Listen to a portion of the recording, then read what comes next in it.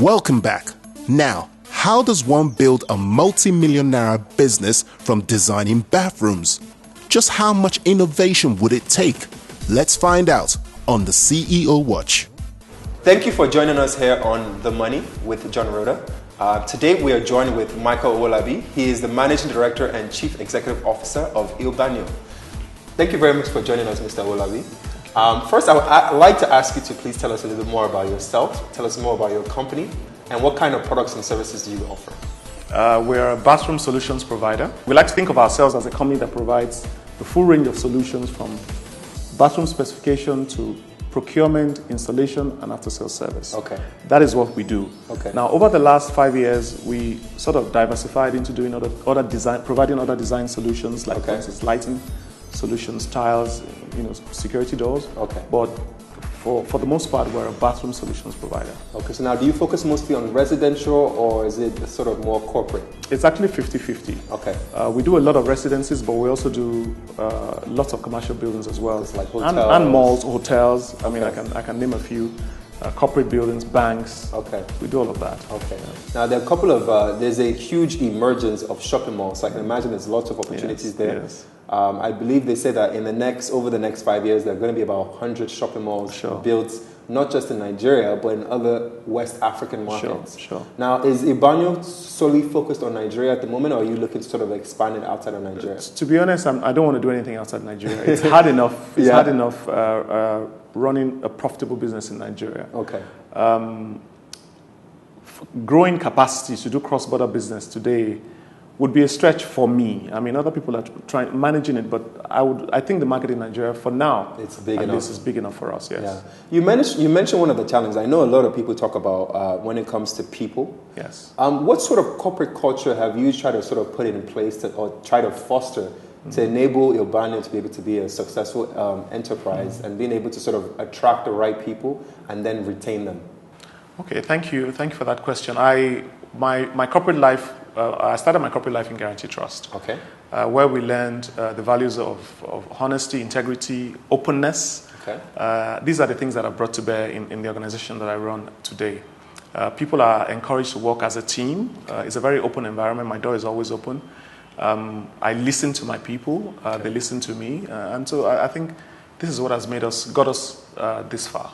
Okay. And how many people does your organization employ? Today we are about 120. Oh wow, that's a relatively big team. team. Between Lagos and Abuja. And how have you find learning to sort of retain staff and attract really top talent? Well, it's important. I mean, it's important to look after staff welfare, to be concerned about them. Yeah. So we think we pay well, and we look after things like health insurance, ensuring that people close on time, have a work-life balance. And then there's a lot of emphasis on training as well. I think the young people value that. There's offshore training here. Yeah. And also we've created an environment that is very comfortable for people to work in. Yes, right? I think you also have like table tennis. Exactly, this is very tables. important. There's free lunch 6 days a week for staff. Yes, nice. So it's a very comfortable place to work, and there's a lot of pressure living and working in Lagos. And so if you can make the workplace a bit more comfortable, I think it helps. Yeah, I think that goes a long way. Now, speaking about some of your, I know you've had a lot of accomplishments, but accomplishments neither here nor there. But it would be good to know, what are some of the things that you've done that you're most proud of? Okay, well, to have come this far, I think for me is an achievement because it's a tough operating environment. Yes. The company has grown almost double digit from the first year. I mean, we've come from 4 people 11 years ago to, like I said, about 120 people today. So and also my wife joined me 3 years ago, and we've managed to maintain a very fine work-life balance. Nice. I think I'm particularly proud of the fact that we can work together, because for me, it was not a big deal, but I found later that a lot of couples can handle it. Yeah, a lot of couples can handle it. Yes. A lot of couples can handle it. But it's one of those things that if you find that you have it, you realize that it's something special. Yes, exactly. I didn't think it was until until it actually happened. Yeah, nice. Now, in terms of as a company, you've mentioned that you have 120. What other sort of data points would you say that you could possibly share with us? Like, for example, I know that you just opened a location in Abuja. In Abuja, yes. From a perspective of a company, obviously you're looking to grow your staff there. Sure. What sort of numbers can you possibly share with us in terms of projects that you complete in any given year? And those other kind of data points. Okay. First of all, in the last 11 years, I think we've served no less than 6,000 different customers. Wow.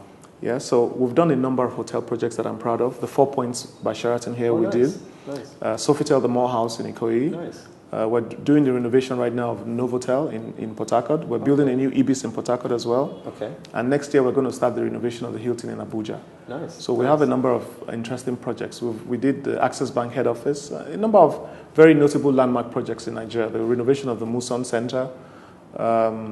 So we have all these kind of interesting things. But for the most part, for the private projects that we do, we try to keep it quiet. We don't. Yes, of course. We don't mention names of our clients. But I think in Nigeria today, we're probably the foremost company in what we do.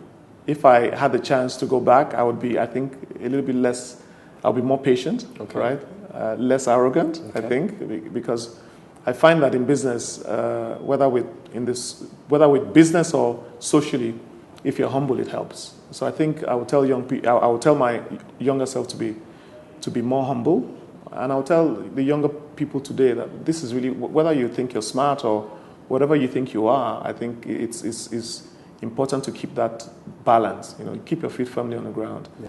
And I find a lot of times people know that there are people making money, whether or not it's the legitimate way or the non-legitimate way. But people tend to struggle with how can you actually do legitimate business in Nigeria. Exactly. And a lot of entrepreneurs, unfortunately, don't have enough role models. Exactly. And entertainment doesn't necessarily help because people are just constantly just flashing. Sure. And, in an environment where, I feel like there's some kind of transition in Nigeria going on at the moment. Yeah. People need more role models who are actually doing real business. And doing things properly as well. And doing things properly. Yes. I agree with you. Because it's hard to make money. It's hard to build a business.